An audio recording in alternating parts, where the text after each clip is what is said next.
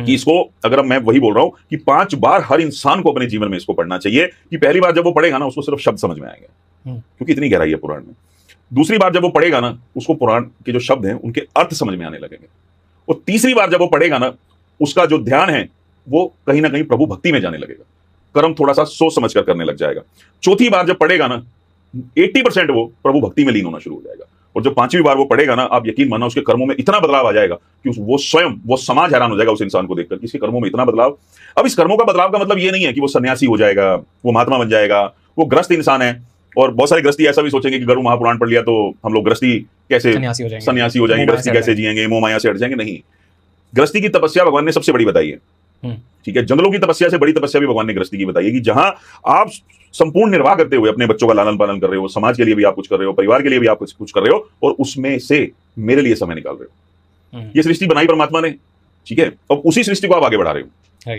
ठीक है, तो अब ऐसा नहीं है कि वो सन्यासी हो जाएगा, नहीं, सन्यासी नहीं होगा, सिर्फ उसके कर्मों में बदलाव आएगा। जहां अहंकारवश कि उसकी गाड़ी को एक रिक्शा वाले ने टच कर दिया और उसने गाड़ी से उतरते ही उसको 2 थप्पड़ लगा दिए बिना सोचे समझे, कि हो सकता है परमात्मा ने ये छोटा सा हादसा जो आपके साथ करवाया वो इसलिए करवाया हो कि आपके बहुत बड़े किसी कष्ट को परमात्मा टालना चाह रहे हो, किसी पुण्यवश। और वहां पे आपने क्या किया, वहां तो आपने महापाप कर दिया, एक गरीब इंसान का दिल दुखा दिया। ये गरुड़ पुराण आपको सिखाएगा कि इसको मारना नहीं, क्योंकि उसकी गलती नहीं हो जाता है। ठीक है, वहां के अंदर एक ठहराव आएगा, एक समझ आएगी।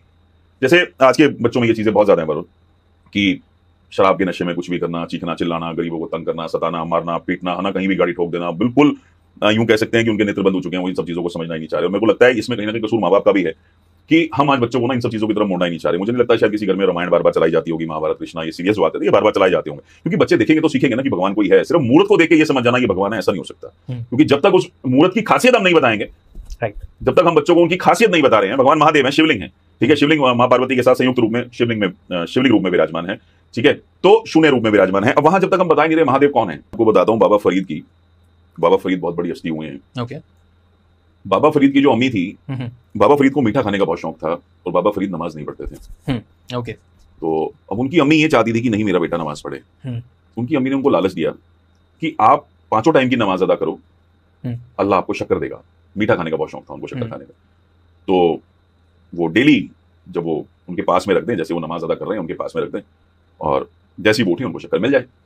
एक दिन क्या होता है कि उनकी अम्मी शक्कर रखना भूल जाती है, लेकिन बाबा फरीद जब नमाज पढ़ के खड़े होते हैं ना, तो उनके जो मुसल्ला होता है जिसपे वो बैठ के, एक आसन होता है एक टाइप का जिसपे बैठ के वो नमाज अदा करते हैं, तो वहां पे जब वो उठे तो उसके नीचे शक्कर पड़ी थी। वो शक्कर किसने भेजी? मालिक ने। बात समझ रहे हैं? परमात्मा भी आपका साथ देता है। ठीक है, गरुड़ पुराण ऐसे ही है, ये आपको प्रायश्चित करना सिखाता है, ये आपको कर्मों का हिसाब सिखाता है, ये आपको गलत रास्ते पे जाने से बचाता है।